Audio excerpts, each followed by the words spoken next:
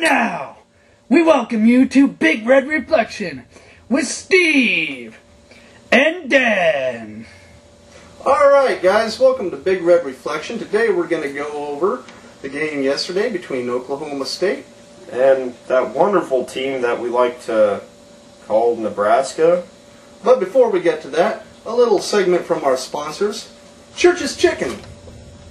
If it's not Church's, it may not be chicken. Alright Dan, well, we saw a lot of things in yesterday's game. First, a little bit of reaction from you. What was your opinion over 2 straight weeks of sucking? We suck. What else can you say? I mean, Bill Callahan, a Raiders man, is nothing more than a sissy anymore. You make a good point, Dan. We should be in the Super Bowl by now. You know, but before we get into too much detail on the game, you may have noticed Dan and I are both in costume. That's because we're advertising Church's Chicken new mascot, the Chicken Burglar. Watch out, or I'll grab your breasts. So now on to the first quarter. Let's get Steve's opinion on how that went. Well, you know, Dan, what I saw coming out of the first quarter was a lot of suck.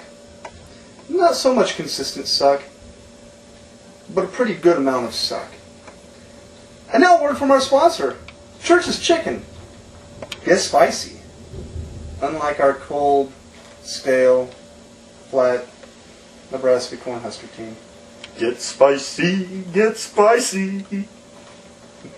After taking a look at the first quarter, we're going to go ahead and take a look at the second quarter. Steve, what are your thoughts on that? Well, you know, looking into it, there were a lot of bad schemes and miscues. It just seemed like our guy's heart wasn't there. Unlike the heart I have for Church's Chicken. Chicken. Chicken. Chicken. You know, getting back to the game, the consistency of suck that I was seeing, it was just tremendous. And it wasn't the good kind of suck. The kind of suck you get from an icy cold beverage from Church's Chicken. You know, Dan, going into halftime, down by such a large amount, what do you think was going on in the locker room? Well, I don't know, but there obviously wasn't a lot of talking. If I were in there, it would be all about motivation. Because obviously these guys just didn't have it. I would walk in, smack a couple guys up, say, what would your mothers think? They wouldn't make you soup. They wouldn't make you anything. They wouldn't even give you Church's Chicken. Not even chunky soup. Not even chunky soup. But, you know, Dan, you bring up a good point. You know, I knew what to expect from this team when they came out. I expected them to be, well, pretty cold. But what I hoped for was a very fired up, very hot team. But no, my expectations once again were right. They came out very cold. Unlike Church's French fries, piping hot from start to finish. And now a word from our sponsors, Church's Chicken. At least someone will still sponsor us. Chicken it since 1952. Well, you summed it up as we come out from the half, a very cold team in the third quarter. And on the fourth and final quarter, what would your analysis be of that? Well, you know, I think the fourth quarter basically summed up the rest of our season. I don't think we can win. I don't think we have a winning team this year, and I don't think that we're going to have a winning season this year. And you know, as much as I love the Cornhuskers and like to think differently, reality's basically set in. But you know what I do in this situation? I stick with the winning team. Church's Chicken. Chicken it since 1952. Hey, what's that? Hey, it's the call-in section of our show. Alright. First caller. Okay. I think we got it now. First caller, are you there? Yeah, this is Billy from Seattle. Hey, Billy.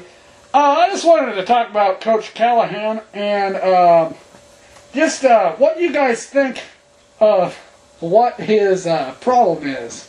Because it seems that, yeah, he took a team to the national championship, to the Super Bowl. He's never going to take a team to the national championship. Don't get me wrong, guys, right?